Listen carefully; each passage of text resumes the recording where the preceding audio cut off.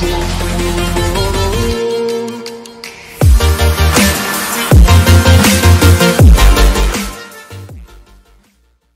guys, and welcome to my latest video. Today I'm going to be doing Kancolle, or Japantime collection, and Kantai means fleet. So as you can see, it's about boat girls, and yeah, it's about pretty much collecting them. So the game has, as you can see now, I've just started a new account with my card. So you choose a main girl or girl boat to have first. All the characters who you choose and who you get through the sort of gacha are all printed out, so you actually get a card then and there at the machine, and these machines have a booth where they have empty blank cards in, and it actually prints them out. So when we get to the point where you see that, I'll say that's when it's happening, and you can see the just little video it makes to show it. So they have different types of ship. I'm not actually sure how that affects their combat, but I have no doubt that it does. So you get stuff like light assault vessels and destroyers, and etc, etc. And like any sort of collectible game, there's also rarities, so you have a common, a rare, and so on and so forth. The thing that makes this game a little bit harder than some of the others is because of its sort of strong connection to, I guess, Japanese naval warfare. It's very kanji heavy, yeah, more than probably many of the other games. A lot of the other games will have some English put in there. So here you can see I picked up the cards and got the cards character that's appeared there. So you get a warning just to collect your cards. The game's controls: you have a steering wheel for controlling the fleet, you have a sort of ship's accelerator for affecting the speed, and you have an attack button. So the buttons are very, very, very simple. At the bottom left corner, you put the cards that you get there, and you click that to load them in. So in this case, I've only got the one there. Though I played this before, I do have some cards somewhere. This is fresh, so it's just got the basic card there. And this tutorial is new. It didn't actually used to have this tutorial, but this is just showing you how to load up your characters into your fleet. So this game is super. I'd say it's probably a game that's better played for someone who's a little bit older, because yeah, there's a lot of like underwear flashing and waifu collecting. So yeah, I mean, if you're into that sort of thing, then fantastic. It's probably one of the better games out there for that type of thing. So here's the tutorial battle. When you get into the maps that you'll be fighting on, so here you can see it here. So you can see the red bit on the bottom. That's, or on the big map there on the right. That's where the enemy is estimated to be. You can affect your speed with this, you know, this little throttle controller, and you can see it at the bottom right. It shows you what speed you're going at there, and you can see me spinning the wheel. That's how you actually turn the fleet. In this sort of part of it, there's not actually much to do. You're just trying to look for the combat. So here you go, here's the first enemy. These little fucking squiggly worm things are what you fight most of the time. And yeah, this is explaining that there's certain directions you can attack in where you get bonuses and ones that are not so good. So if they're coming at you and you're coming at them, it's called a certain form. But the main one is making a T, so when they're going to the side and you're going at them, or when you're going to the side and they're coming towards you, as well as if you're behind them going with them. So here at the bottom right, you can see the weapons. She's got some sort of like cannon. I think it's a 12mm, 30mm cannon, it says, and torpedoes. So there I selected the torpedoes and fired them. Now if the enemy's coming at you, the torpedoes usually hit, but obviously if they're moving sideways, they just miss. The torpedoes don't home or anything like that, they just go straight. So a lot of it is timing. So here I took no damage, so fantastic, and your characters level up.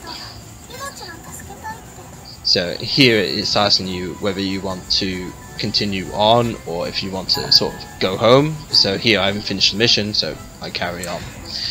This game is a GP game, like game points, or I'm not quite sure what it stands for, but each map has a cost, and you get the GP when you put your credits in. So it gave me 300 GP to start. A lot of machines, the first time you use them, you get like a free go, usually to do the tutorial, maybe one battle. So I have 300 GP, which gives me the tutorial map at plus 1 extra.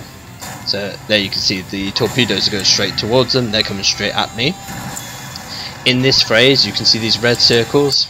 Avoid them. If you go inside there, then the enemy will attack you.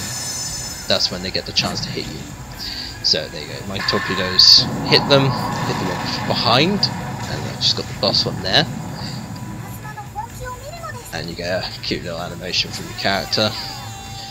So for the main shot, you'll see it there. You need to aim, so I made a few mistakes. You need to get it within the second smaller circle. If you get in the big one, then you actually miss.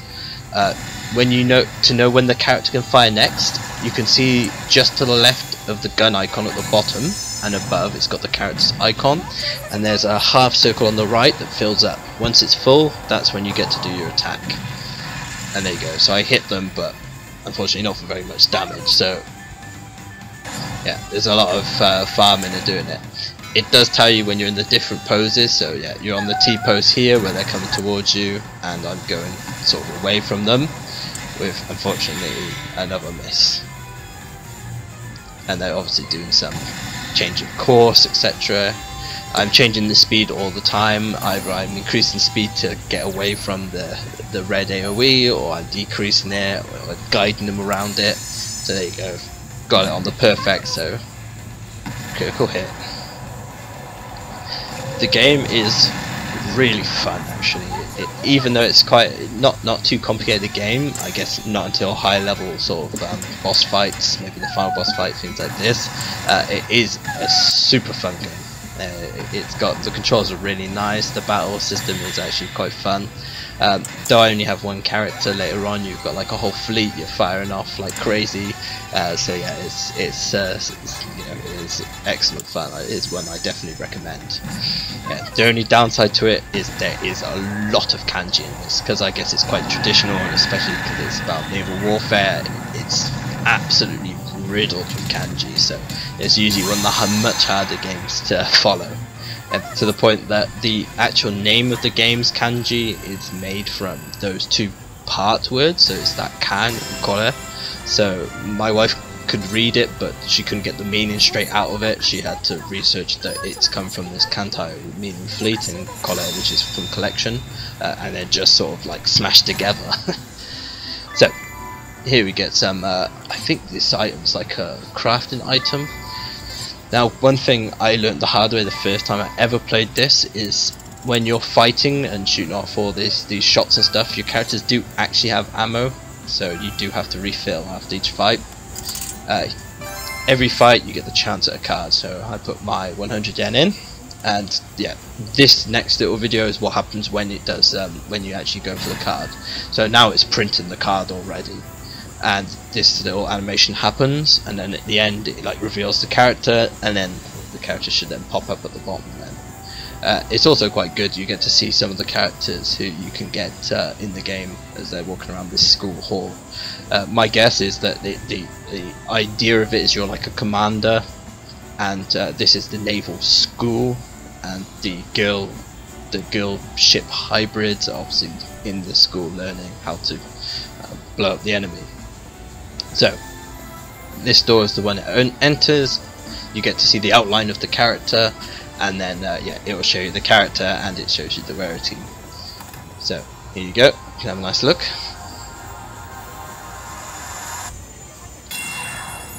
Ta-da! New waifu. So this one's just the same as the one I had on the starter one. I guess they're bronze or silver maybe. They actually look silver when it comes out.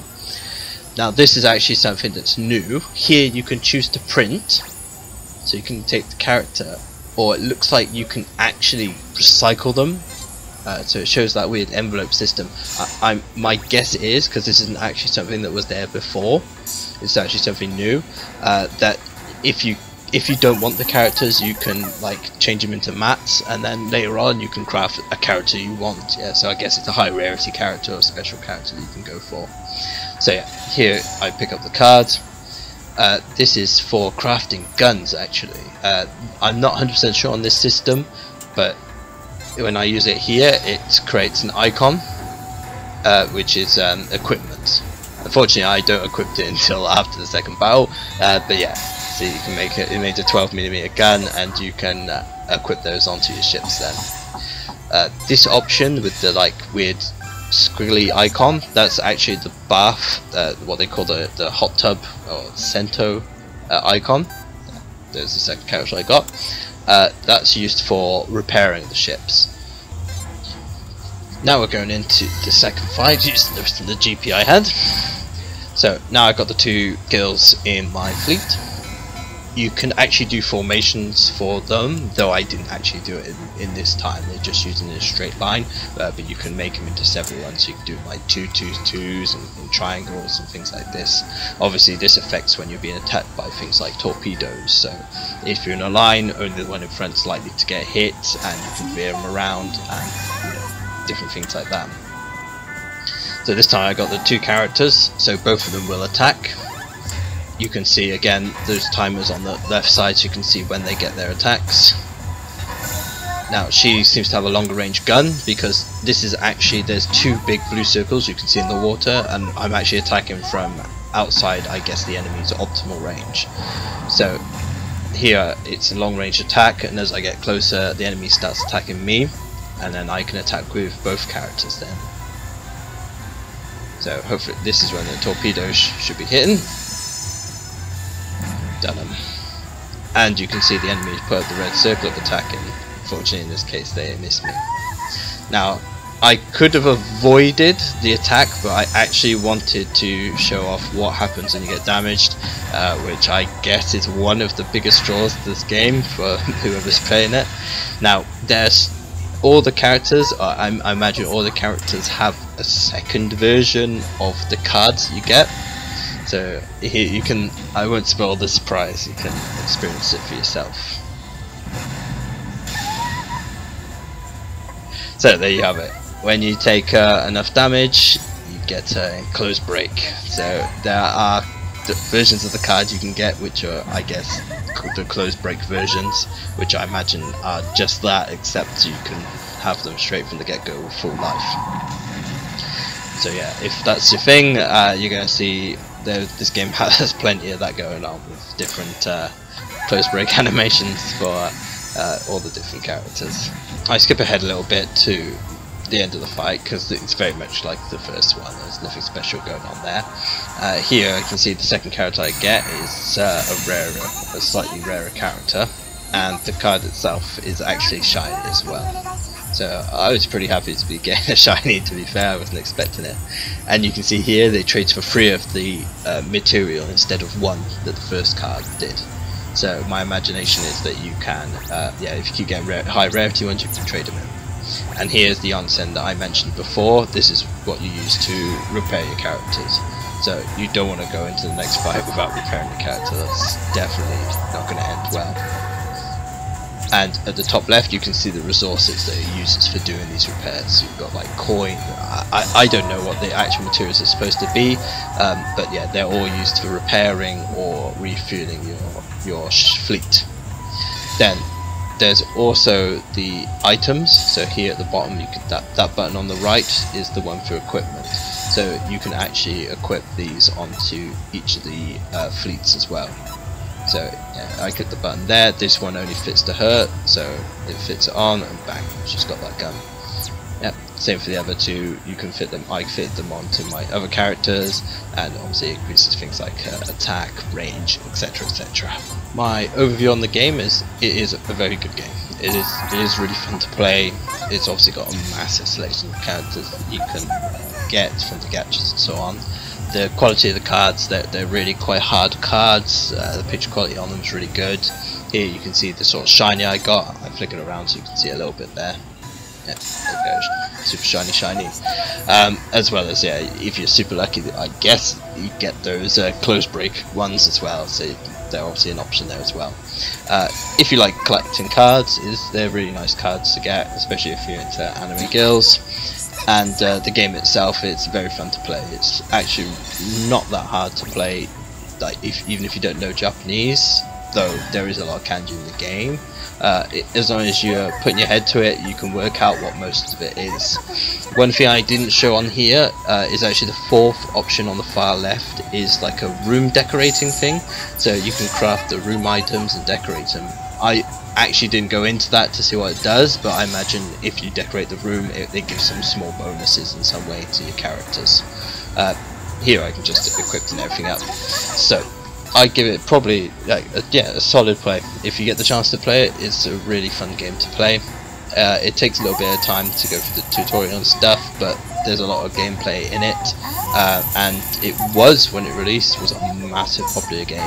Now it's not played so much, but again, it's still a really fun game, so I do recommend it. The only thing it doesn't have, which I think is the biggest shame, is any kind of multiplayer. I think multiplayer would have been really good for this type of game, because it is like a sort of one-on-one sort of warfare game most of the time, so that would have worked really well. Having to search out where the other player is, and then just getting into the general attack, attack modes. But still, fantastic game. Definitely recommend it. Hi guys, thanks for watching today's video. Please subscribe. You get to see the newest videos as soon as they come out that way. Just click the notification, and you'll get to see those. And any likes are appreciated, and please comment, let me know what you want me to play next. If you've got any questions about the games themselves, I can obviously make new videos answering those questions, as well as taking specific footage, maybe of controllers or certain options that you want to know how to do in the machines themselves, or maybe just to see some something interesting about the games that I didn't show in my videos already. So look out for the next videos. I've got 2 or 3 lined up coming up very, very soon, so those should be out by maybe next Wednesday. So keep your eyes peeled for those, and thanks for watching again. Take care everyone.